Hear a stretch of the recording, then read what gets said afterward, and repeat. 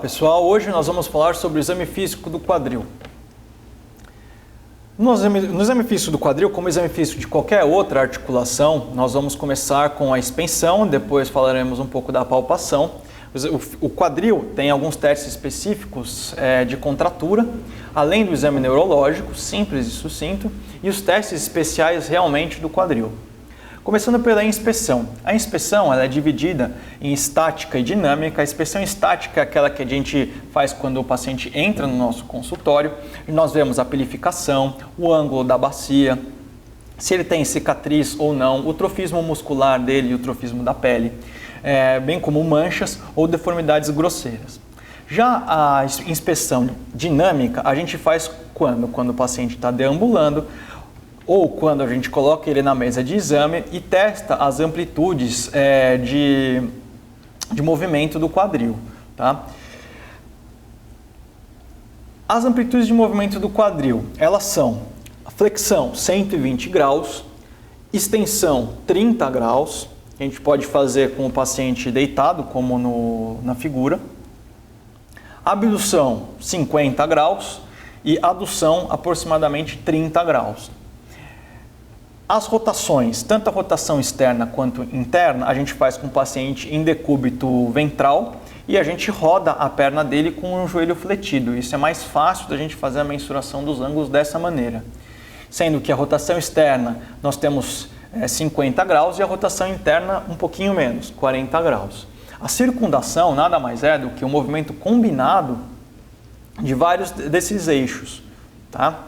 E ele não tem uma medição específica dela. Na palpação.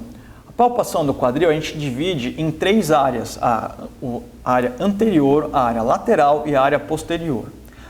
Anteriormente, o que nós palpamos no quadril? Nós palpamos a espinha ilíaca antero-superior. Dela a gente consegue ver que parte o ligamento inguinal e até o tubérculo púbico.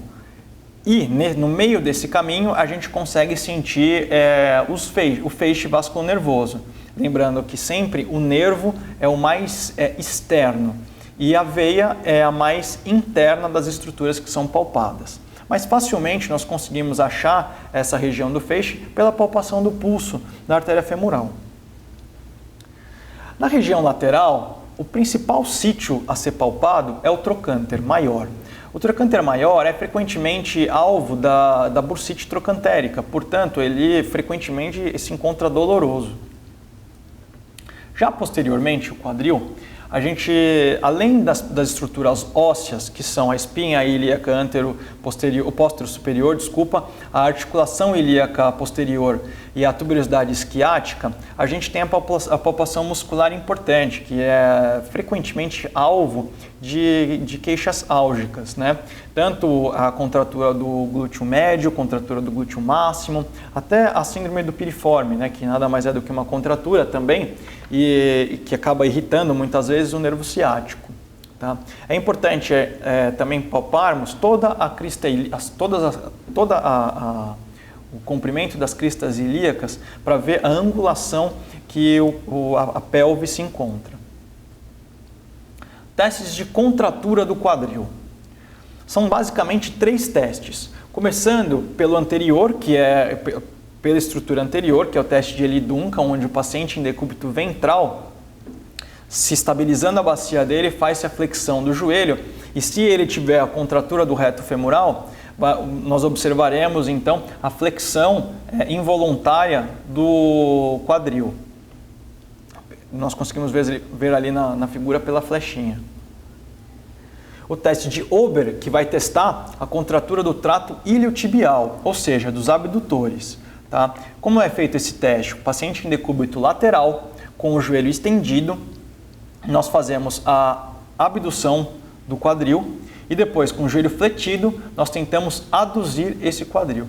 Se ele não conseguir aduzir o quadril, é sinal que ele tem uma contratura do trato iliotibial e, portanto, esse teste é positivo. Se ele conseguir aduzir, esse teste é negativo e nós descartamos uma contratura do trato iliotibial. E agora, posteriormente, a gente tem a musculatura posterior da coxa. Tá? E a gente faz isso muito semelhante ao que a gente faz no teste de Laseg, no teste de elevação do membro inferior. A gente, com o joelho estendido, faz a elevação do membro inferior inteiro pelo pé ou pela perna e com isso o paciente vai sentir muita dor na região posterior da coxa, na região poplítea e até na região do glúteo, tá? Antes de alcançar os 90 graus.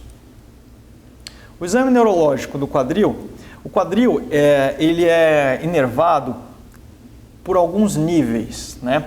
Essa região, tanto a região inguinal quanto o quadril propriamente dito, ficam entre a região de T12, L1 e um pouquinho de L2, tá? Lembrar que como estrutura para se saber a altura da raiz nervosa, a gente tem um umbigo sendo inervado pela região de T10, tá? A região inguinal por T12 e o quadril propriamente dito em L1 e L2. O fato do quadril ser inervado por L1 e L2 faz com que muitas vezes você tenha a dor do quadril sendo referida na face medial da coxa, até podendo chegar à região medial do joelho. A inervação da coxa, por sua vez, ela é feita pelo nervo femoral, principalmente na região que é anterior, tá? É feita também pelo nervo obturador, que é a região mais medial da coxa, tá? E a porção lateral e posterior é feita por ramos diretos do plexo femoral, no caso da região lateral da coxa, e pelo plexo sacral, no caso da região posterior da coxa, tá? Veja que tanto o nervo obturador quanto o femoral, eles recebem braços de L2. L2 que pode sim estar emitindo sinal neurológico e, portanto, deflagrando dor num paciente que tem dor no quadril. Testes especiais no quadril. São 8 testes básicos especiais que nós temos no quadril. O primeiro e mais importante deles é o teste Trendelenburg, que evidencia uma fraqueza do glúteo médio. Glúteo médio, que é um músculo muito importante para estabilização da pelve. Portanto, quando o paciente fica em pé sobre um pé só, nós vemos que a bacia ela muda a sua angulação. Ela muda a angulação para o lado contrário ao lado que está enfraquecido, ou seja, o glúteo médio não está conseguindo segurar a bacia. E aí, como correção a isso, nós temos a inclinação do tronco para o mesmo lado afetado, como nós podemos ver na figura. O teste de Thomas, ele é um teste onde você faz a flexão do joelho, flexão do quadril, desculpa, com o joelho fletido, tá? O paciente então em decúbito dorsal, com um dos joelhos estendido, ele vai fletindo o outro e observa-se a elevação do outro joelho, caso o paciente tenha alguma contratura da região dos flexores do quadril. Teste da síndrome do piriforme, ou seja, nós vamos ter que estressar o músculo piriforme, que foi aquele que nós vimos anteriormente na inspeção, né, na figura da inspeção. Como ele é feito? Ele é feito com o paciente deitado, faz-se a adução e a rotação interna. Lembrando que existem algumas referências que dizem que pode ser feita também a abdução e rotação interna, mas frequentemente a gente faz a adução e rotação interna. O paciente vai sentir dor naquela região posterior, glúteo posterior, podendo sentir até irradiação por irritação do nervo ciático. Teste da flexoadução. O teste da flexoadução também é deflagrado com dor e ele é o primeiro teste a ficar positivo quando se tem uma sinovite da articulação do quadril. O que se faz? Faz-se a flexão do quadril com sua adução até atingir a linha axilar contralateral. O paciente muitas vezes refere dor ou incapacidade de fazer essa adução até chegar na linha axilar anterior do outro lado.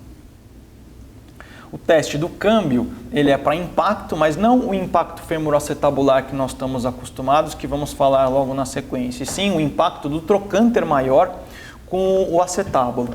E ele é feito com a abdução do quadril com o paciente com quadril estendido. Percebe-se que ele tem uma amplitude de movimento a essa abdução, e quando a gente faz o mesmo teste com o quadril fletido, ou seja, tirando o trocânter maior da linha de impacto com o acetábulo, ele ganha uma amplitude de movimento muito maior. Agora sim, os testes de impacto. Teste de impacto anterior, femoroacetabular anterior, também conhecido como FADIR, é o teste onde se faz a flexão, adução e rotação interna, por isso FADIR. O paciente vai referir basicamente dor. Se a gente está suspeitando de um impacto tipo pincer posterior, a gente faz aproximadamente o inverso disso. Nós fazemos a extensão do quadril e a rotação externa, na tentativa de impactar ou de reproduzir o sintoma quando se impacta o colo femoral contra o acetábulo posteriormente. E aqui, portanto, o teste de Fabry, que é o teste de Patrick. Fabry é uma analogia aos movimentos que nós fazemos para executar esse teste, que é a flexão do quadril, a abdução e a sua rotação externa. Tá? Faz-se sempre todos os testes que eu citei do quadril, estabilizando a bacia. Todos os testes que eu falei até agora. E o paciente que tiver dor, ele vai referir a dor no quadril, ele vai referir a dor no quadril desse mesmo lado, e se ele referir a dor contralateral ao lado que está sendo examinado, é um indício de que tenha uma dor sacroiliaca e não uma dor no quadril propriamente dito. Esse é um diferencial importante em pacientes que apresentam lombalgia, para saber a etiologia da dor. E por último, se suspeita então de uma dor sacroiliaca, a gente faz um teste para estressar a articulação sacroiliaca. E o principal teste para estressar a articulação sacroiliaca é esse teste de Gensler. Esse teste é feito com o paciente metade do quadril dele para fora da maca e metade para a maca. Então, a metade que está para a maca, o paciente faz a flexão do quadril e do joelho, abraçando o joelho, e enquanto isso, o examinador faz a extensão do quadril contralateral. Lógico que com cuidado para não derrubar o paciente da maca. O paciente, então, vai referir dor no quadril, principalmente posterior, no quadril que está para fora da maca. Isso é um estresse dessa articulação sacroiliaca, e não da que ficou na maca. Com isso, a gente completou os 8 testes especiais e a gente finaliza o exame clínico básico da articulação do quadril. Essas são as referências que nós usamos para fazer a aula, e qualquer coisa estamos sempre à disposição. Muito obrigado.